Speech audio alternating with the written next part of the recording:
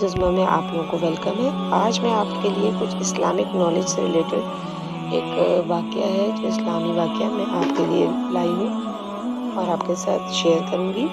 تو واقعہ کچھ اس طرح ہے کہ ایک دفعہ کا ذکر ہے کہ حضرت موسیٰ علیہ السلام کو اللہ تعالیٰ نے حکم دیا کہ سمندر کی طرف جاؤ، وہاں 3 کشتیاں ڈوبنے والی ہیں۔ حضرت موسیٰ علیہ السلام فوری حکم الہی کی تعمیل کرتے ہوئے سمندر کی جانب چل دیے۔ ساحل پرسکون تھا۔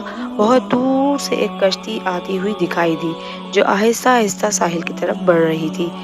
ابھی وہ کنارے سے کچھ ہی فاصلے پر تھی کہ حضرت موسیٰ علیہ السلام نے آواز دی کہ اے کشتی والو، اللہ کا حکم آنے والا ہے، ہوشیار رہنا۔ انہوں نے جواب دیا، آپ جانتے ہیں کہ اللہ کے حکم کو کوئی نہیں ٹال سکتا، ہم تو اس کے بندے ہیں جو حکم الہی کے پابند ہیں۔ کشتی والے ابھی یہ بات کر ہی رہے تھے کہ اچانک ایک موج اٹھی اور کشتی ڈولنے لگی۔ سوار اپنے آپ کو بچانے کی کوشش کرنے لگے۔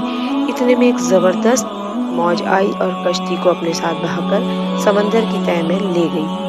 تھوڑی دیر میں ایک اور کشتی نظر آئی تو حضرت موسیٰ علیہ السلام نے انہیں بھی خبردار کیا اور کہا کہ ذرا محتاط ہو کر آنا۔ انہوں نے بھی پہلے والوں کی طرح جواب دیا کہ جو کچھ ہونا ہے ہو کر رہے گا، اور کشتی کو کنارے کی طرف لاتے رہے یہاں تک کہ ساحل کے قریب آتے آتے کشتی بھی ڈوب گئی۔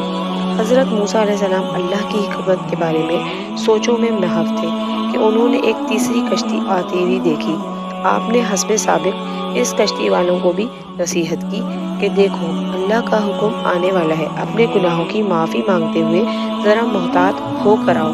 انہوں نے جواب میں کہا کہ اے اللہ کے نبی، جس طرح آپ سچے ہیں اسی طرح اللہ کا حکم بھی اٹل ہے، اسے کوئی نہیں بدل سکتا، لیکن اللہ کی رحمت بھی تو ہے، ہم اس کی رحمت سے کیوں مایوس ہوں؟ لہٰذا ہم اللہ کی رحمت پر بھروسہ کر کے آ رہے ہیں اور وہ اپنی رحمت کے صدقے میں ہمیں ضرور امن و سلامتی کے ساتھ کنارے پر پہنچا دے گا۔